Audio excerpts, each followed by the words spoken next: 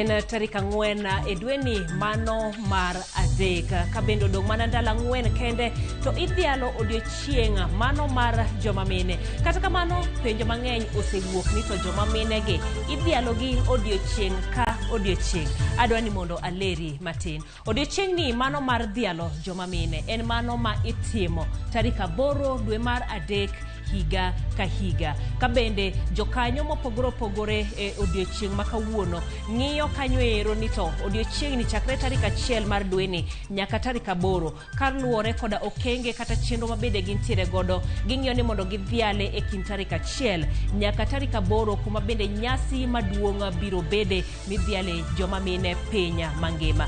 Thor wacha mano ma odiochieng' ni en kanyo pok moromo ne joma mine e yor lonya manyasani.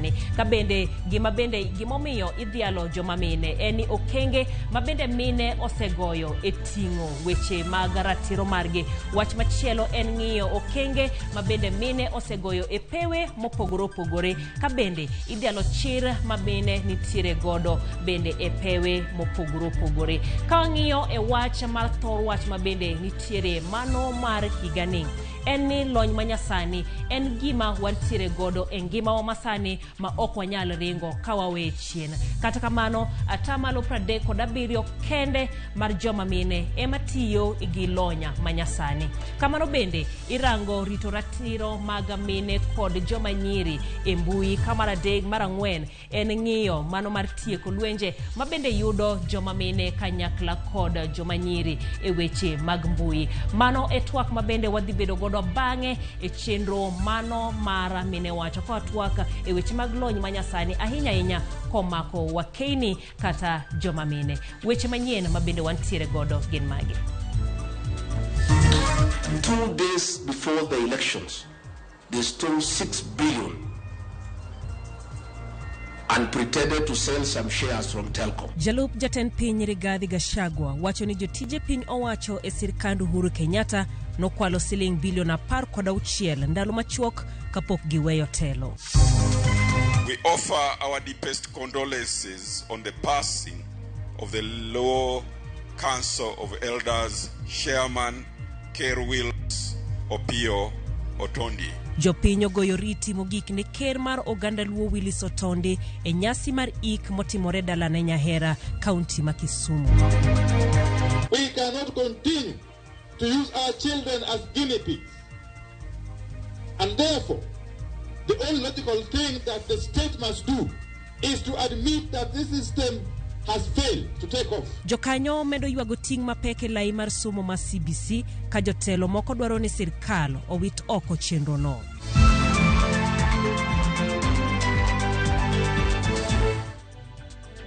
Chegni e weche manyien ma OIMORE ngeso otieno masani iluo weche gi kokale mbui marwa mano Ramogi TV. Bende nyalo chwalo na ote magi kokale e laiwa kata namba wa mar ote machok ma en 23 jaloko marwa en Elizabeth Otieno.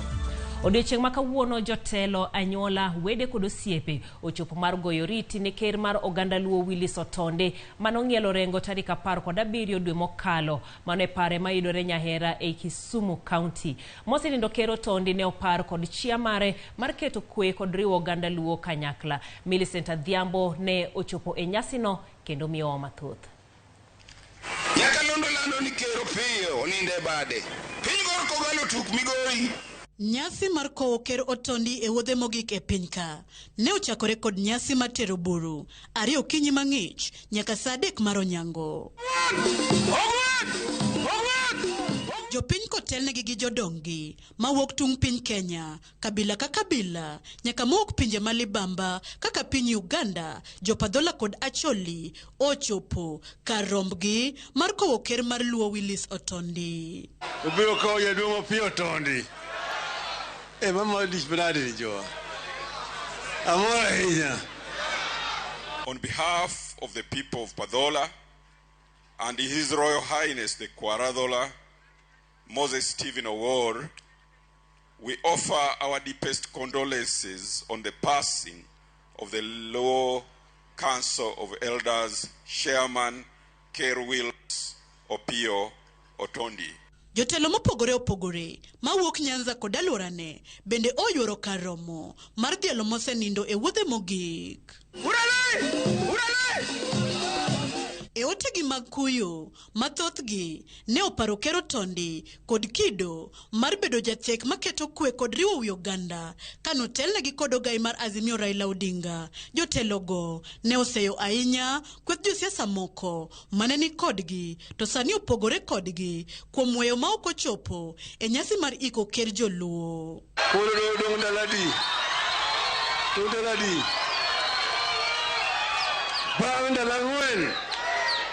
Banda langwen aburo wacho moriere unyithurwa aburo nyisu moriere kaye mwadhiye kocha pokucha kaka joluo machon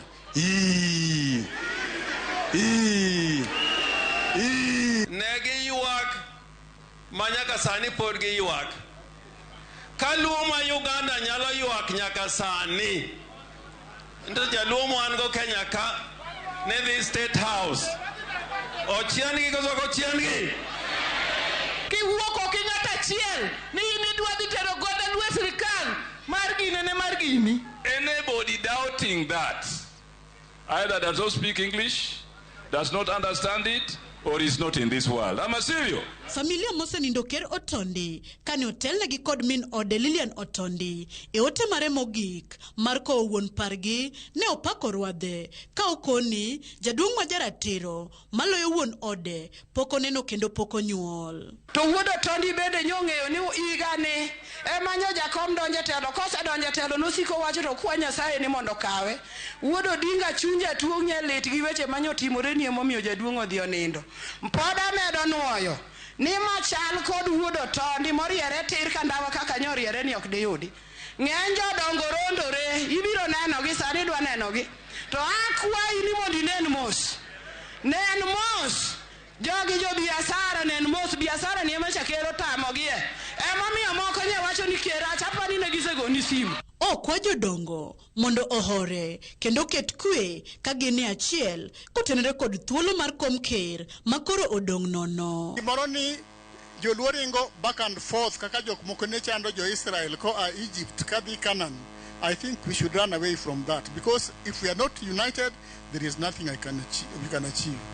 Ker Willis Otondi mane owito ngimane ka ja higni 94 oweyo chien dhako achiel Lilian Otondi kod nyithindo 12. May the Lord God bless his soul in eternal peace and bless his family. Bang' tedo e nyasi mar kowo ker oganda luo kod tuke manyiso luo kitwa gi timbewa, gikone ringre mosenindo Ker Willis Otondi oike ode makende e dalane manyahera e Kisumu County ka thor wach kod puonj ma oganda owuok godo en keto maino e kelo kwe kod achiel mar oganda.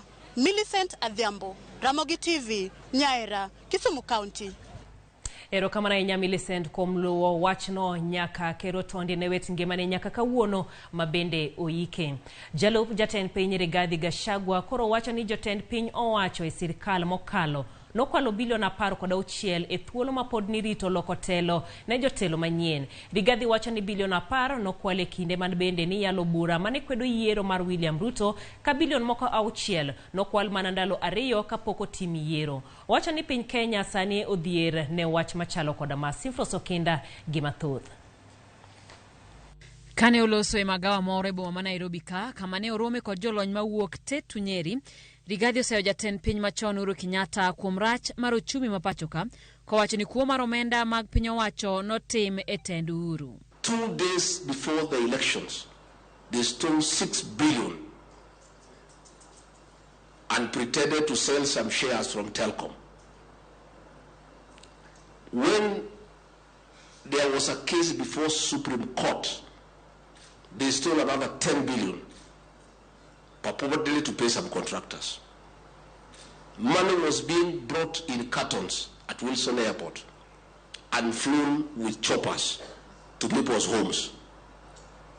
And these are the people now, unasikia wanaambiwa kuja andika statement kidogo, anaingia ndege anatoroka. Jalup jatend piny owacho madoni kane gidonje sirikal to kata mana kao hola ne ok yot. Gino mowacho ni sani giseloso. I want to give you hope. Before we came in, we had been blacklisted by international leaders. We have now been given thumbs up. We can now engage the international lenders if we want any credit. Gachagua bende wacho ni bedo ni bengi ma pacho ka kao interest mamalo kuom hola bende nokelo ng'ikruok e ochumi ma pacho ka. Kowacho ni sani Kenya Kwanza osechungo wachno. They were borrowing money from banks, domestic borrowing, at 14%. Why? The reason? The people who are borrowing from government were also the owner of the banks. So we will not even negotiate the interest. We have stopped that domestic borrowing. Romo mar chiemo dhiambo no nyiso thuolo mag keto mwandu mopogore opogore e kar chung od bura mar Tetu kowuok e ohala mag mwandu mag pur nyaka e ohala e yor lony manyasani. People of Tetu, His Excellency has been very, very supportive. Many times I go to him and he gives me a full hearing even when I have many issues. And I can tell you that your things or your issues have been articulated. Simfros Okinda, Ramogi TV. Kamiti mar od bura mochung'ne weche mag apida kod udi ogolo chik ne bad migawo mar gero udi pacho kamano National Construction Authority mondo chwalnegi lipot ewi udi duto moseluare pacho kae kuom higni 3 mokalo kod nyinge joma ne omiyo rak mar gero udigo. Mendi biro kaluwore kod alwar mar udi e counties ma Nairobi kod Kiambu e higa mokalo. Kata kamano NCA wacho ni gidhi nyime gi rakore gi wego rak mag jendeke e pacho kae. Chris Owino nigi ler. Kaka yo mar tieko podho mag udi e bombe ma pacho kae, komiti mar od bura mochung'ne apida ochiko bad migawo matayo gedo mag udi NCA mondo chwalnegi lipot moyiedhi ewi kwan duto mag udi mosepodho e pacho kae e bwo higni 3 mokalo kod wego rak kata contractors mane ogero udigo. Get us a list of all the collapsed buildings for the last maybe 2-3 years. Or 5 years, and the reasons of their collapse, and also the list of the contractors. NCA bende ochik mondo chwal nyinge contractors magisechungo e tich bang' udi magigero lwar. So get us a list of the registered contractors you have done who collapsed buildings, and also the list of the contractors you have not registered and whose buildings have collapsed. Jagoro mongirore e migawo mar apida Joel Lerimoi onyiso komitino ni piny owacho nego mi NCA omenda moromo mar nono tije contractors kaachiel gi miyo contractors puonj. Chair, if you can have adequate capacity in terms of financial resources to take a construction worker who is found on site not accredited, instead of taking them to punishment in jail, but take them to a training, mandatory training, to skill them, to upskill them, I believe this issue of quality will be addressed. And that can only come through resources by reinstating the levy that was going to support this. E komachielo, jagoro mongirore e migawo mar udi Charles Hinga oywago pok matin mar omenda ma piny owacho keto tenge ne chenro mar bero kuonde dak mongohore e pacho kae. For the question as to whether how are we going to prevent, the reality of the matter, Chair, is, and we can talk about private sector solution. There is no private sector solution in informal settlements. It is governments that invest money.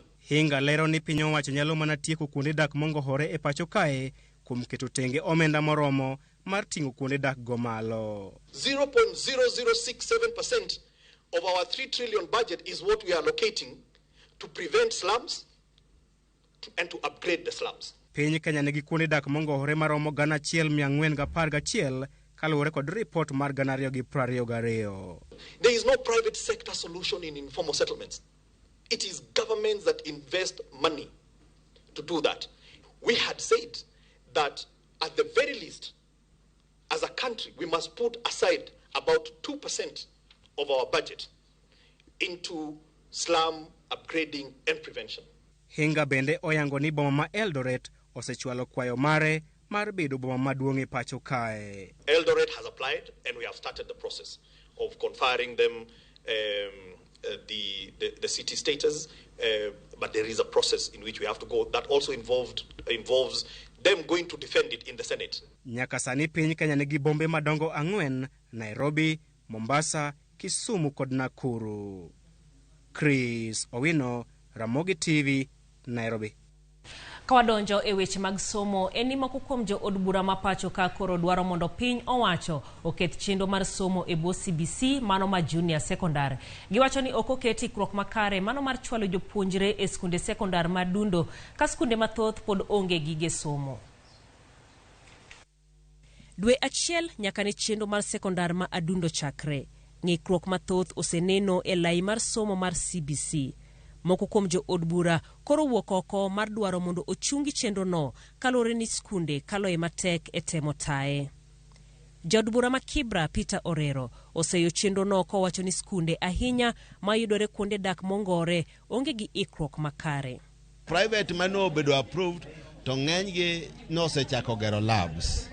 To koro watemo matek mondo wawuog e sirkal komiwa pesa mag CDF waburo timo matek mondo wager lab e skunde wa mag primary, lakini sama wawueni to skunde wa mag Kibra ka mag public poko ger labs e skunde go. Orero omedo ni skunde go ahinya mag piny owacho onge gik modhuro ma kit somo no dwaro.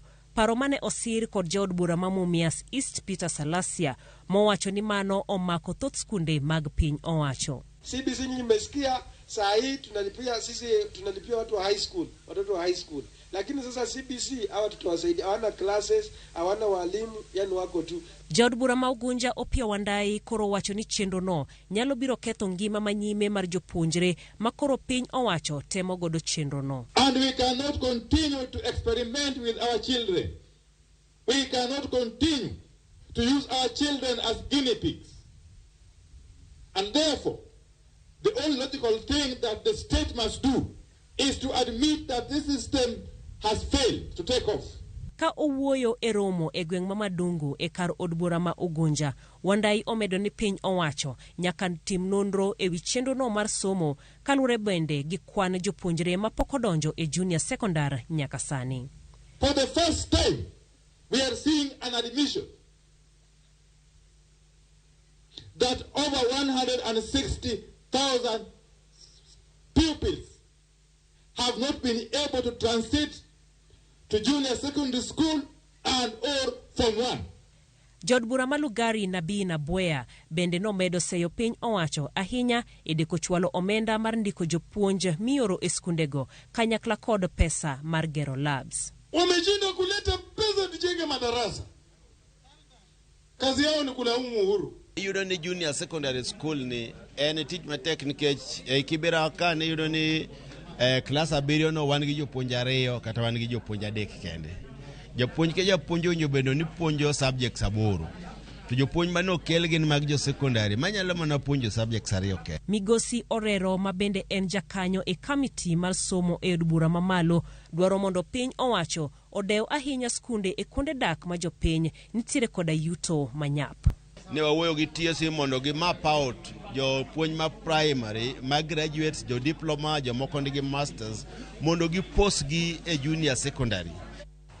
Mbalariany ma Meru obago ng'anyo ka gikwedo kang' mar golo e tich jalup chancellor margi Ngire Romanus Odhiambo nochwalo yweyo ma onge giko bang' ka duol matayo kar tiegruok no nono tije kendo tamruok miye orak manyien. Ngire Odhiambo to wacho ni osegoyo tich e yo makare kowacho ni siasa koda kweda ema ketho dongruok mare. Ng'anyo timore e kinde ma jalup chancellor mane oyier e yor kojolo kawa pisa yanga mano tarik 6 mar dweni. Jopuonje ma mbalariany ma Meru no jwang'o somo kendo makondara ka gidwaro twak kod tend mbalariany. Ka giwer kendo gikwedo duol matayo mbalariany no, jopuonjre no kwako ndara kendo orocho chenro mag wuoth e apaya matudo Meru kod Maua.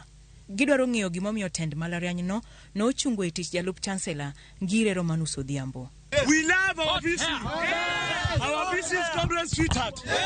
Honorable Professor Romanus Odhiambo is Congress sweetheart. And the Honorable Kaduri coming out clear, claiming that the students are unpleased with the VC. It is wrong. Who said so? We demand an apology. And he must address us. Yes. We want the council chairperson to come out clearly. Mr. Bosire should come and address the comrades and tell us why the VC is not in the office. Ngire Odhiambo noyudore tago bang' duol ma mbalariany ma Meru remiye orak mar dhi mbele gi tije. Oboke mane ochwal kod duol matayo mbalarianyno nolero ni Ngire Odhiambo norem chopo Ageta kaka jalup chancellor, omiyo duol ok ne nyal miye orak machielo. Kaluwore kod duoko makamano, Ngire Odhiambo nomi yweyo mochuno.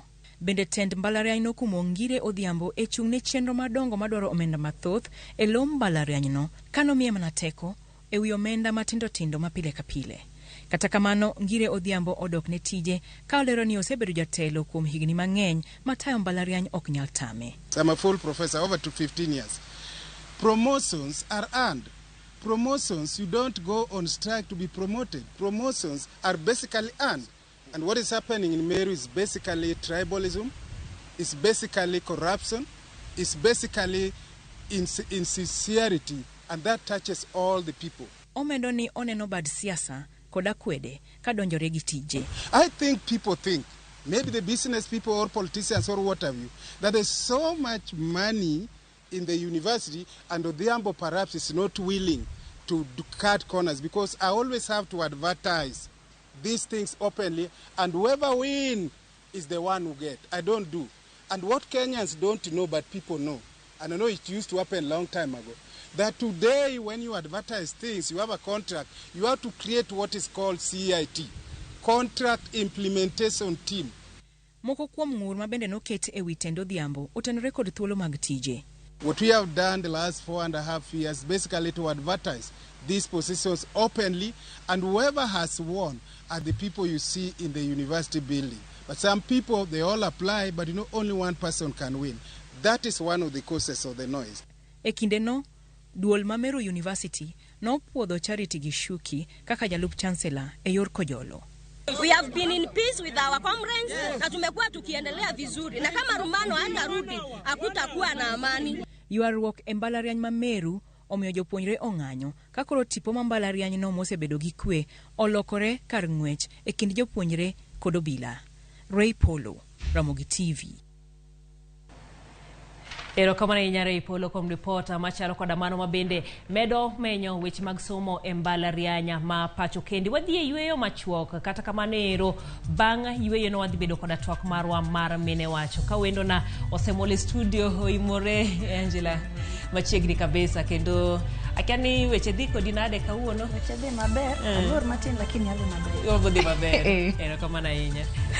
OIMORE uru waduogo e twak.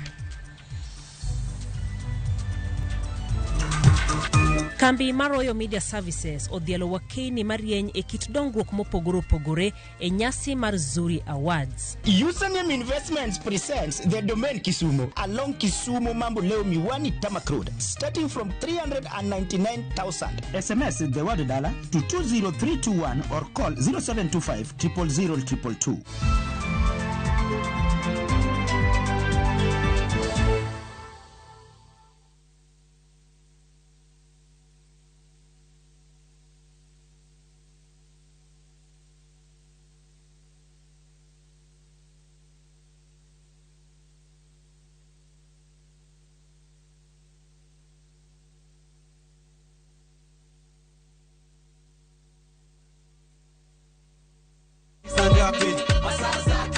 Another super sato mawarro mekae ndiye cheno mino ngonifu mdagmor Ramogi TV.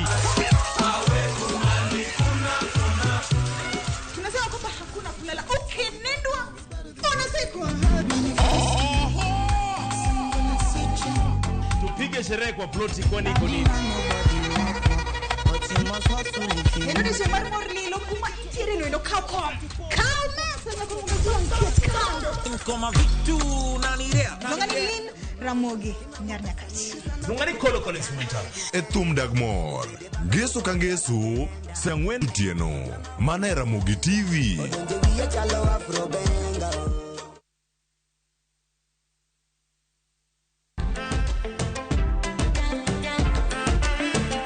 From Nairobi's trendy street food kitchen to the bustling sounds of Accra's nightlife,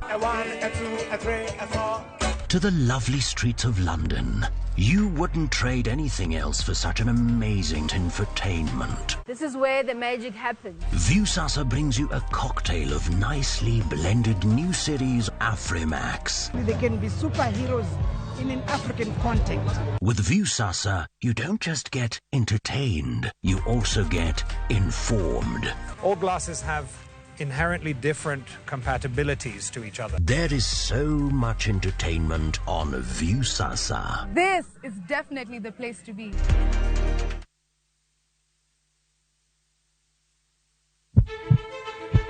Sasa ya mawagamo muya, wayudo ngima.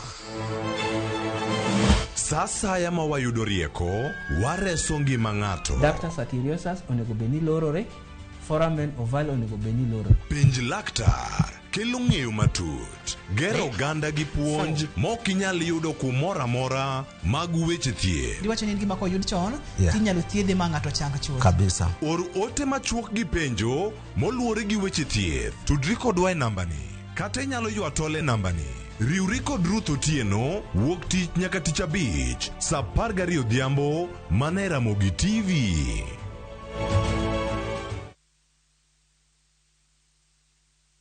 Kenyans are winning big on sharpbakey.com.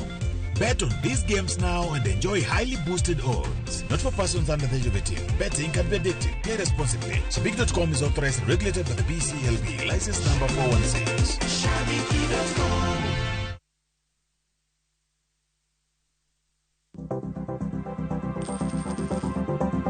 Mondo mi ikungo omenda e yo mayot kendo e yo mowinjore, onego ibed kod paro mar kungo dwe ka dwe, juma ka juma, kata odiochieng' kodiochieng'.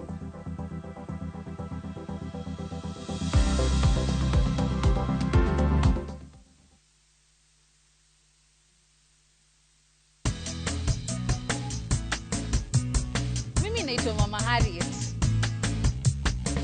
Mimi natumia Bolt, hakuna kingine. Bolt ni chap chap, unapuliza kidogo hivi, mende, mbu, wote wameshakufa haraka haraka. Bolt ndio kiboko yao.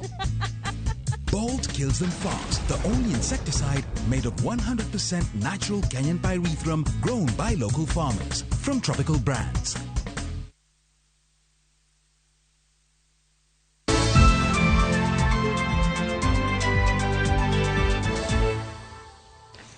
Machiegni kendo ka koro tieloni en mano mar dhialo jomamine ka okang' mar 7 mano mar Zuri Awards mabendo sir lwedo kod kambi mano mar Royal Media Services notimre boma ma Nairobi mano mar puoyo tich maber mitimo kod nyidendi e kind oganda e pacho kae. Chenro no nochakore e yiero minego mabende otim kod jong'ad bura mabende notelne kod kambi ma Einstein Martin Associates Auditors. Kambi mar RMS ne opuo kuom nyayo nyalo mar mine e chenro mar mwanamke bomba. Moko kuom mine mano yuoro e chenro no gin kaka Mwanamisi Amadi ma Citizen TV kod Melody Sinzore ma Radio Citizen. Is she in the room to help hand over the next 2 trophies as she makes her way up? And of course we know the amazing contribution she's made nominee in the media category. Are we all in the photo? There we have it. Congratulations. But we've decided to work with the team 7 years. And this is because it resonates with our mandate of empowering women, creating awareness about their issues, things that they deal with, challenges. Because who are women? It's me, it's you, it's your sister, it's your cousin, it's all of us. You know, I must commend the Zuri Foundation for that beyond awarding, at least there's value addition to just that award. And it's a commendable that, you know, in partnership with the Citizen Royal Media Services, that there's a lot of publicity about this and encouraging other women to also follow suit.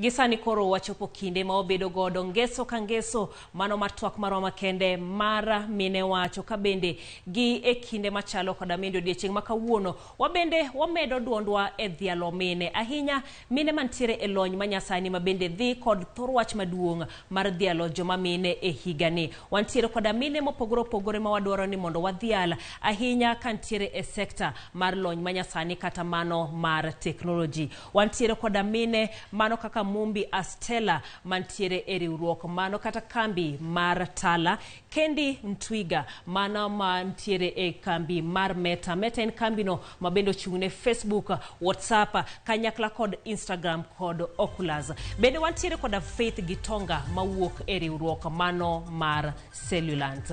Komachielo bende emine mamoko en kaka Catherine Muraga mabende en Managing Director e kambi mar Microsoft, Agnes Gidhaya mano Director East Africa e kambi mar Google. Wiwuok wil kod Hilda Mora mantiere ma en jatatije e kambino mano ma iluongo ni Pezesha.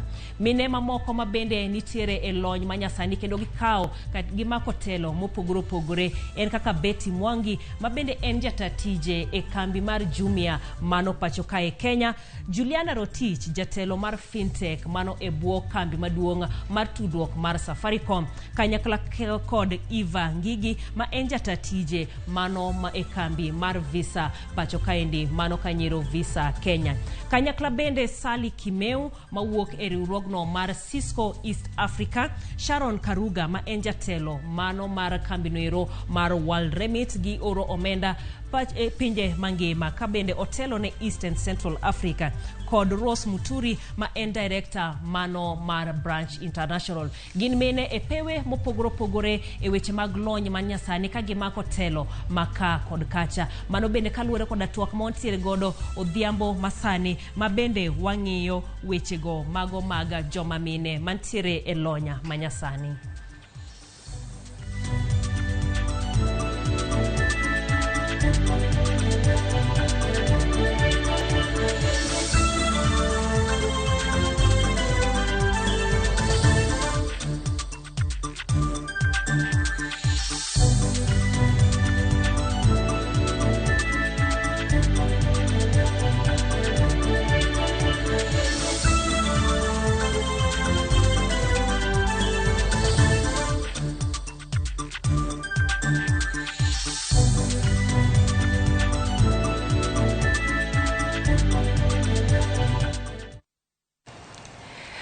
Kabende koro wadonjo e twakwa masani mano mar mine wacho wang'iyo e wechego maga telo kata wechego eko maga lonya manyasani nafas kata thuolo mabende mine nitiere godo e sektano. Mabende konyowa e twakni en Angelo Dur mabende en jatelo e riwruogno ero mar Ushahidi OIMORE kendo machiegni. OIMORE kamano.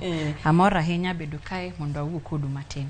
Kamano ahinya. Sama koro wang'iyo weche maga kamine nitiere kata lony manyasani en ang'o momiyo joma mine winjo bed ni donjo e lonya manyasani weche mag technology? Lony masani en very important. To ntie paro ni joma chuo kende ema nyalore gi weche technology. Lakini but yenauri monda dhum.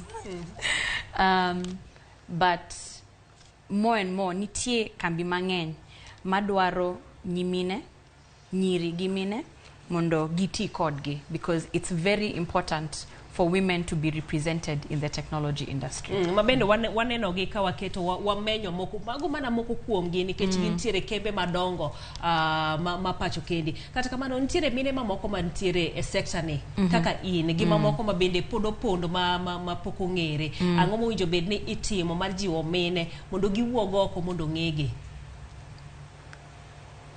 Man, a very difficult question. Abotemo. Mentorship is very important. Kaka an, ingeni mama na gi baba na gin engineers. Emomio from a very young age, nangeyo ni adwa tiyo gigik mag technology. So as a result, na the university, ta temo yudo other women like me who are interested in the technology industry. To moving from that, we tried to continue that passion by mentoring people either in schools, iyudo nyithindo matindo tinyisogi wach mar technology and you grow them. For us to be able to grow, we have to be able to mentor other people to come up along with us. Igen bende sami wacho mano sami wacho mentorship jiwo joma nyiri mamoko kata mine mamoko mondo donje e weche mag lony manyasani. To nitiere mine moko mabende nitiere dala karne wang'iyo ni atamalo matin kende mag joma mine matiyo gi lony manyasani. To sani simbe nitiere, technology nitiere kamoro amora. Ang'o momiyo pod ok chop ne mine e yo makare? Chandruok mantie e wach mar technology sani en bedo maonge gik tich kod lony e wachno. Chandruogno ikelo gi chan kod paro mar dhano ni joma chuo kendgi ema nyalore gi weche technology. Ma en shida maduong' e pinywa sani. Emomiyo, we need to be very intentional about making those opportunities available, especially for women in rural areas. We understand and we know that especially in those settings, the men of the household will be the ones controlling the technology tools, which means Minegi don't have access, and that in itself is a problem.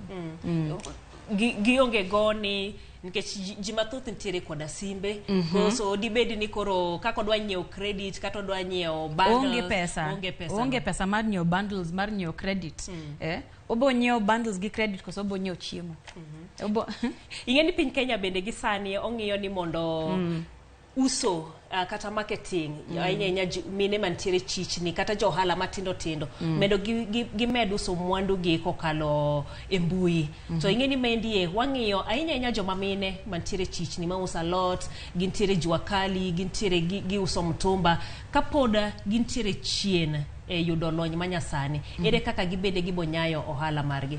Emomiyo theme mar higani mar Women's Day and Digital Innovation and Technology for Gender Equity. Wach mitwakie higani en kaka wanyalo tiyo gi technology kod rieko mar loso gik moko manyien mondo omi wayud ruomruok mar anyuola. Ber ka wayudo ruomruok mar anyuola e kind joma mine gi chuo eka wanyalo kelo pogruok mabiro budho e piny mangima. Kamana ahinya. Thuolo bende nitiere, wasewacho mano mar timo ohala e kinde joma mine, to gin mage kendo mantiere ahinya e yor lony manyasani kata e digital landscape. Thuolo mage mantiere ne joma mine ma ginyalo donje kendo ginyalo mako. Nitiere mang'eny. Nitiere increased demand for nyiri gi mine e lony masani, for example designers, developers, researchers, to kambi mang'eny koro, like I said before, are becoming more aware of the value of mine ginyiri in building profitable technology products. To nitie programs mang'eny, nitie jok like Akira Chicks matimoga training for young girls jomanti between the ages of 18 to 24. Gikao gia school, gia high school. They train them on technology, train them how to code, and then at the very end waketo gi a programs gi tech gi kambi moko for them to have internships or start businesses of their own. So opportunities to ngenya hinya and mana opening your eyes and being open to learning and seeking help. Kamana hinya. Igeni mendi bende duogo wa sani ntiere weche ma wachore kage kacha e wach mar CBC. To CBC kae be winyo nyithindo ni wasomo computer watima chelaria dekai mendi dibedni ema ok enokang mokwongo mar rwako nyithindo e weche mag technology. Mano is very important. Emomiyo kata in Akira Chicks jogo chako at the very bottom. Nikech kidwa mondo a tree to grow, you have to start from the roots. Emomiyo, you need to expose nyithindo from a very young age. Mondo that culture is inculcated from them at a very young age. Sami chope primary school, sami chope high school, lisengeo ni maigik manyalo jitim. Wach bedo embui bende nyuolo weche mopogore waseneno cases mag cyberbullying makoro ngato donje mbui to chako yanyo nyawadgi to mabe ahinya iwacho ni atamalo maduong timore ne joma mine inyawuoye e wach mar cyberbullying gi lony manyasani. Mano ti wacho managadier to kaparo gani where responsibility falls nyaka kambi Facebook, Twitter, mbui gote need to take responsibility for creating a safe environment. Nikech seche moko te jomoko biro gato wacho ni as what women, we need to figure out how to protect ourselves. But more and more, as time is going by, it is clear policy needs to be developed in a way that holds people to account for cyberbullying, and that these platforms that are created are also holding people to account according to the community and policy guidelines. Manyiso na ango mujo benete monkech kaka Facebook kuom ranyisi jomoko bo wacho ni wafulo Angela ne yanyore gi ngane kaito akia Facebook loro ni koso mago moko komo kenge muneno mondo tim. Okay, and Facebook, we're not saying that Facebook needs to shut down. Ingeni wangeo ni, for example, Facebook gi Twitter gintiega gi algorithms and ways to detect hate speech and things like that. So giki songo yanyi gidoluo kata gidok mano to en problem maduong kabisa. In fact, kata during elections we have called them out on that. Nikech koro jokmoko sengeo ni kiwoyo gidoluo to nobody will find these things out. Emomi, your platforms need to come to the local communities and get that knowledge. Hire local people to understand the local context. That will mean ikao jokma woyoga dholuo, jokma woyoga kikuyu, kia all of the local languages, mondo ginyalo moderate content mabiroga from those platforms. An kanya sene no ntiere thuolo mar tich. Exactly. Ginyalo ndiko jokmoko tich. Mabe mine ka bende nyalo donje iye. Exactly. Opportunities. Yeah, kabana. Kabende sama watiyo gi mbui wasewacho kata wasefwenyo ng'ikruok mabedo kaluwore koda weche mag cyberbullying gi mamoko. Sama pod warito kembegi kaka Facebook, Twitter, WhatsApp gini mondo donjro keto kengegi watintire moko magiseketo. Ng'ama miyo mabede ntire dalacha, ng'ama miyo ma osekale weche machalo koda magi, ang'o minyalo nyisogi ere kaka ginyalo ritore safe use of internet space? I think mokwongo ichako gi paro ni what am I sharing online? Ang'o madhi ndiko e Facebook no to bro affect jokmoko nade? How will it also affect me? Who will have access to this information to gibo tiyo kode manade? Right? Because it's not also just cyberbullying. More and more ineno kaka jokmoko di interview. When you go for an interview, they go through your social media profile. Kivi yanyoji, okibi you do teach. So it's understanding that personal responsibility ni nyaka I need to carry myself well on the internet. Mano step number 1. To kikia gikmoko page, go and ask. Always seek advice. Gikmoko kaka mage. If, for example, with no, fake news is not the example that I would use. Dokmadala, somebody who understands the tools a bit more. Penja questions. Anyalotimo this how? What effect will this have? Again, in tie programs mangen madwa chako timo awareness campaigns around digital privacy rights and proper social media usage. But before we get to that point, ichakogi just ask people that you trust within your networks how to support you. Kakinyalo tiyo gi WhatsApp, kakinyalo tiyo gi WhatsApp, gi Facebook, gi Twitter, ni gikminyano kanyo. Are they true? Are they false? Bende miriambo kata ntiere ngima ma jomoko oketo mbui reality to gigima iketo kacha nikech mendi bende waneno ka kelo ywaruok e kind ji mopogore ka ng'ato wacho ni Angela mineno e Facebook chagi Angela miromo godo gin ji ariyo mopogore. Aparo mano bende owinjo wuog oko nikech ntiere ji mathoth ma bende koro kawo ngima cha to koro thagogi ni daka chop kuma ng'ane nitiere. Comparisons to rach omera e pinyne, comparisons rach kabisa. Negwa bed kwa ng'iyo niya gik matimorega on Facebook or Twitter kata mana e TV seche moko, they are not a true reflection of everything that is going on. Social media and mana one aspect of our lives. Mana one aspect. Don't kikite pimorigi jokmoko online. Always realize that we are all different, and sometimes kakiwacho what is presented online sometimes is not the truth. It's a case of trying to impress other people. You want to look ni inja tendo, inja duong, but it's not necessary because what it does is creates a lot of mental health issues. A lot of mental health issues. Mabede dojo kanyiro. Sama koro watieko mana kimiyowa kaka joma mine nitiere challenges ma joma nyakare jok mantiere sector kaka maru kaka kambi ma untiere ushuhuda ere kaka udonjo mar konyo joma mine ahinya e sector mar lony manyasani. Mokwongo watemo miyo gi skills nikech wang'eyo ni wadak e piny mar Africa kuma again waparoga ni gig technology are only for men.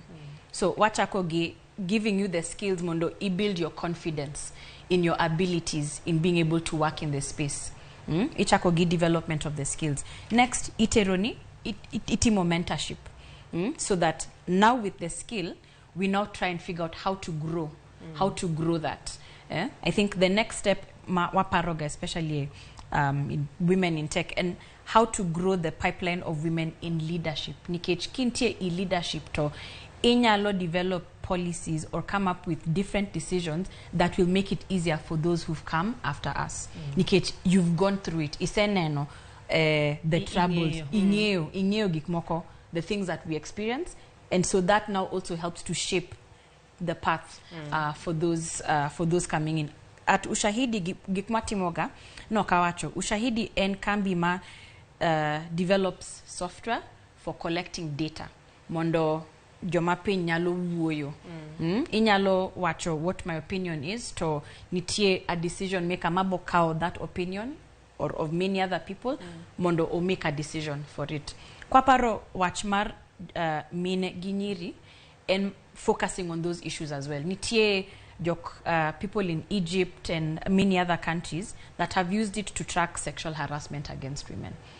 Creating awareness ni gikmarach timoreka gika and that helps to create policy or law enforcement in some report mabende jopiny keto e mbui marukani gi SMS gi WhatsApp gi Facebook gi web te. Erokamana hinya Angela Oduor Koma yudo thuolo mar loso kod odiochieng' ma kawuono. Aneno ote kendi ni women are the best in helping the country kaluwore koda weche mag lony manyasani. Erokamana hinya mit kendo winjore maler kabisa wamor koda twak mano Peter Olo kantiere e gwenge mag Homa Bay. Erokamana hinya bende komido thuolo mabedo kodwa en weche gweko mag lony manyasani mabende pod iyudo wechege mang'eny kendo matuta e wach mar lony manyasani pacho kendi. Wadhi yuyo machuoka pod waduogo koda weche mamoko.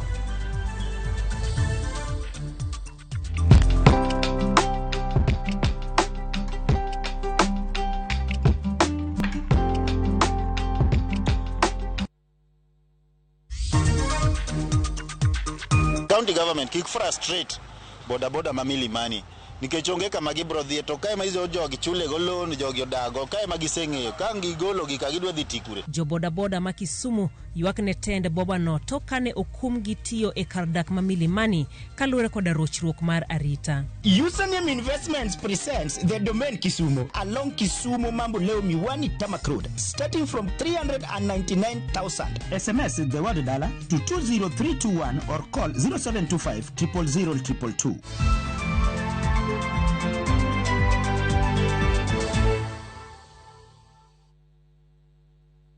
Weche manyien muoch pile ka pile kumora mora kendo samora mora. Anyalo rito mondo anene kata asome kata anyalo bedo e kind joma kele gi simba mar smartphone. Citizen Digital en reporter mar jopiny seche mantie wach motuch maparo ni nyalo moro oganda.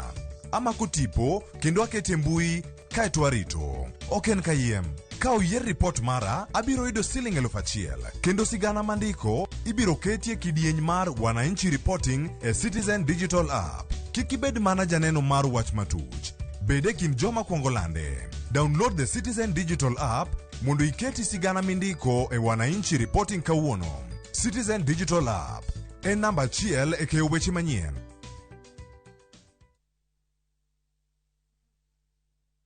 Vuka to Airtel Money. Aje janjes. Dial *334#. Set your 4-digit PIN and confirm. Set your security question. Airtel Money is now activated.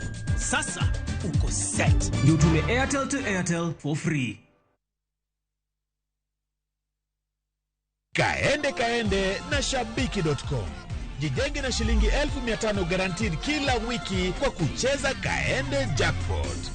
Shiriki kwa kutumia 50 bob pekee na ujipe nafasi ya kushinda 500k kwa kupredict 13 games on shabiki.com. Cheza na Autopic kwa kutuma neno KJP kwa 29063. Hata kusipokuwa na mshindi wa all the 13 games, yule atakayepata wa juu zaidi anapewa the 500k kila wiki. Guaranteed. Cheza sasa. Not for persons under the age of 18. BCLB number 416.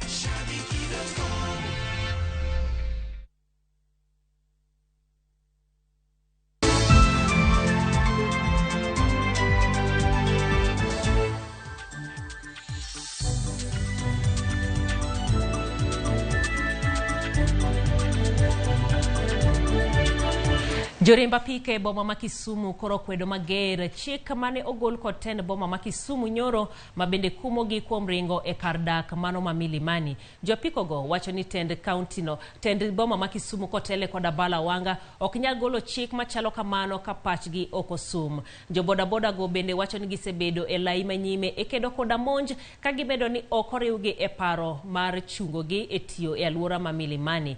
Gimedo ni okang' makamano rocho yuto gi kamoko pod chulo hola mane gitiyogo e nyewa piko.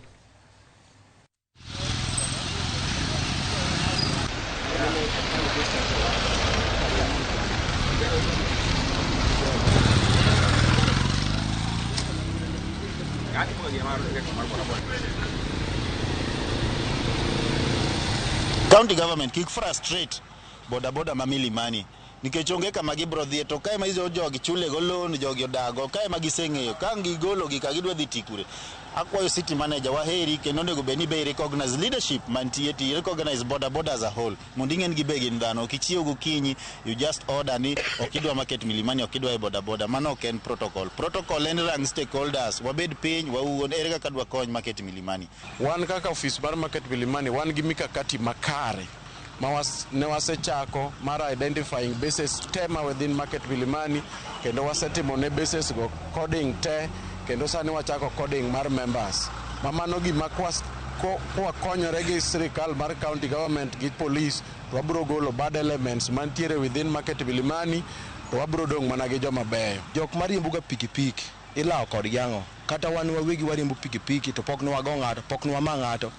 Ana wuon asekonyo mama moro diel Milimani ka gotieno ka jomoko dwa mae bag gi pesa mating'e pikipiki matere town nikech diere kanyo mudho onge kata kaka inyalo lu kiting'o bag. Koro an akonye matere nyaka town. Koro wan kaka jo boda boda sector Abala Wanga owe yware kodwa wewe watigi kwe. Onego bedo no luongo ji to ji bet piny to wacho gimotimore and then ing'iyo way forward.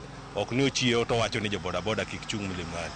Sama wacho ni jaboda boda kik chung Milimani gidhi tiyo kanye to gidhi chiemo kanye to gin gi jok monego bed ni o depend on them. Gima wakwaye en ni o stop gino mondo luong leadership mar boda boda nitie association leadership mar association then market Milimani be nigi leadership chairman gi sako mat otelo ne market Milimani. Jotije mondike yoro rake county ma Migori obogo ng'anyo kochakore wuok tich mar juma manyien kaluwore kod osara madeko. Jotije go wacho ni tend county ma Migori poko chulo gi osara mar dweche 6. Giywak ni gisebedo ka gidhi apise mag piny owacho ma county no ka gimanyo sachgi kata kamano onge duoko malong'o magiyudo. Gimedo ni leo mar osara osekelo negi midhiero mathoth wira ni kata mana nyithindgi ok nyal dhi skul ka bende ok ginyal yudo thieth kata chulo ting' mamoko mag gopegi.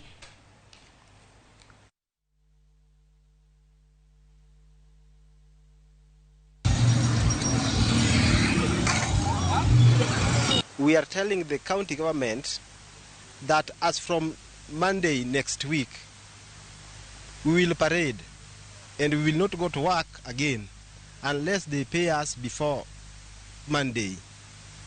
It is very painful. We have children who are going to school. We have to eat. We have to go to hospital. But we cannot do all this due to the fact that we are not being paid, yet we are working. It is now 6 months that we have not been paid.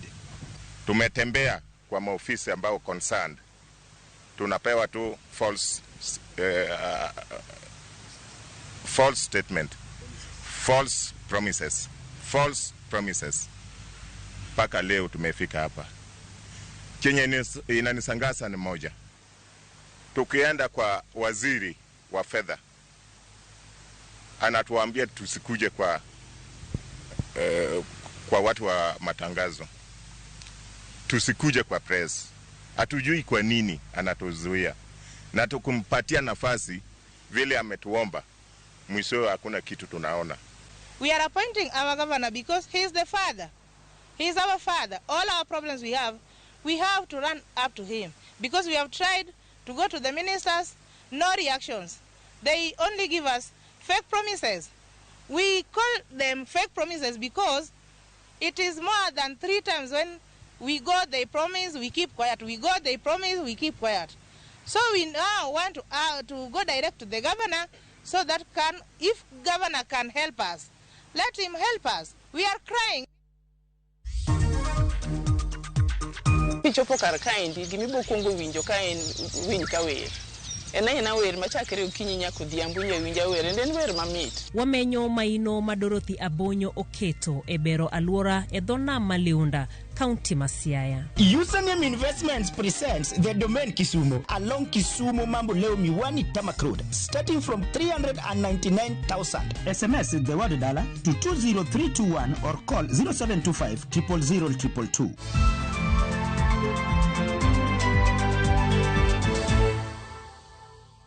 Chenro mag limbe ma pacho ka noyudo ng'ikruok ahinya to e kinde ma midhusi ma korona nokwako piny. Kata kamano, sekta mar limbe chier ka piny owacho medo keto maino e welo ma pacho ka kaka yor neno ni sekta no ok luar kinde ma kwan welo mawuok e pinje ma oko odok chien. Gima bende jiwo en mar neno ni kuonde ma ywayo wang' welo keto kare chenro magi kendo konyo e rito alwora magitime ohala.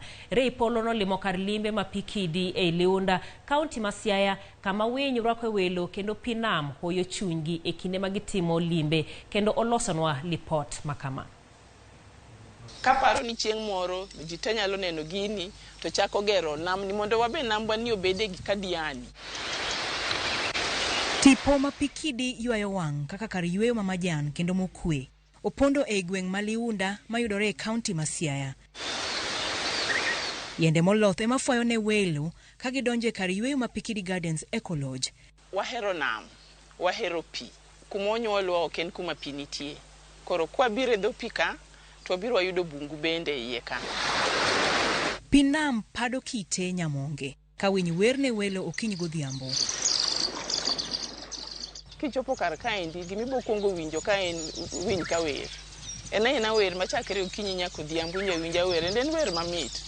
Koriwre gi wer maber paka bende kelo to miyo koro Pikidi kama ido mana ni bedie kichiko mana iti. Sama mano timore ting'eni yiro ka koro yamo mawuok e nam cha goyi kendo korinyo ka moro donjo kuomi kabisa.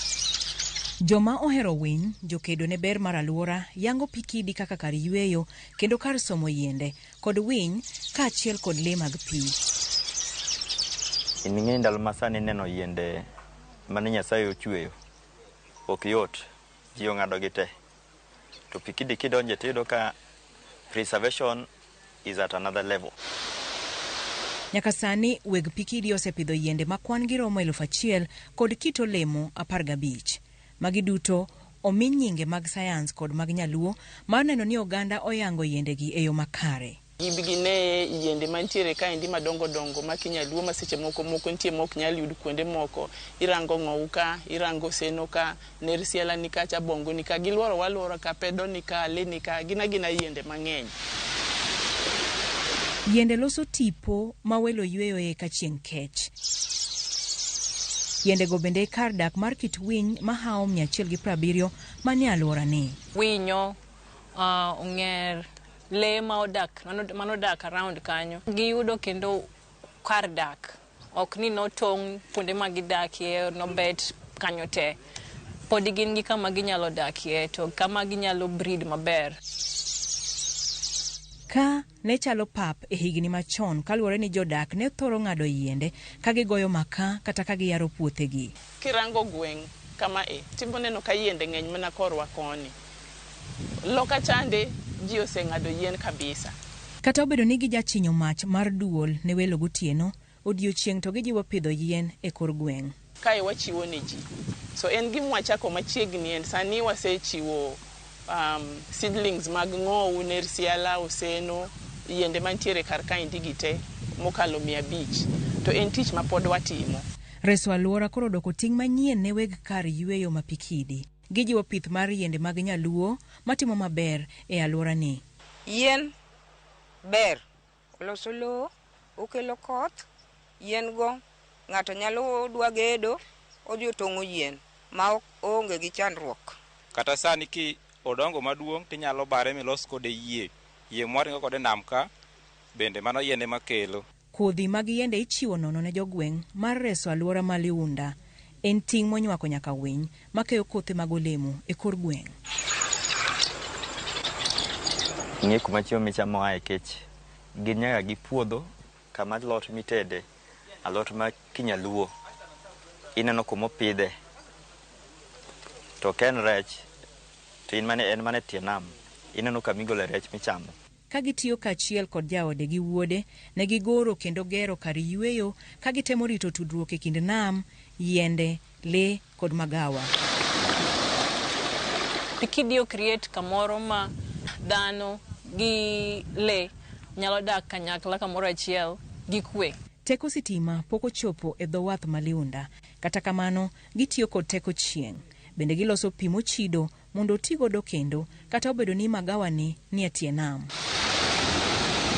E kinde ka kinde, giketo ler e dho wath ka gisingo mar chako chenro mag tuke mag pi ne welo malimo Pikidi. Kuma wantiere ni en kama iye kabisa. Endi ji kata kabiro ga kaendi to wuoro kaka kubor. Obet mabor nikech ndara rach. To gima ber en ni ndara osechak losi. En nano dhi mos. Kata obedo ni en e Soto, chenro mag reso alwora medo ndhadhu ne kar yweyo ni kendo gwelo welo ma pacho ka kod mago moa e pinje maoko masiso oloyo ne Pikidi. Ray Polo, Ramogi TV.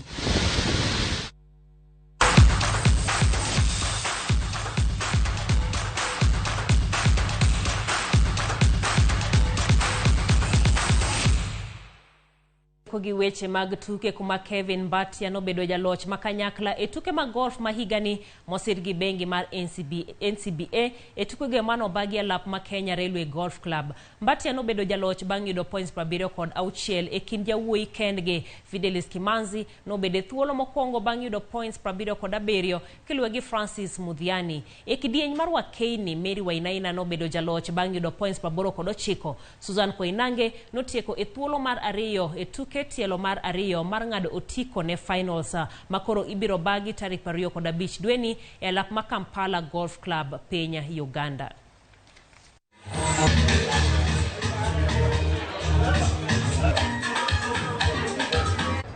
I played fairly. I enjoyed the walk. That's what I would say. I enjoyed the walk. I enjoyed the game. I enjoyed the company of the people that I had. The golf first 9 was quite good. What I'd like to say is we'd like to see more corporates coming into the game of golf, sponsoring even other sports. Without corporate sponsorships, sport will not go anywhere. If corporates come in and put in money in sport, then they will find their clientele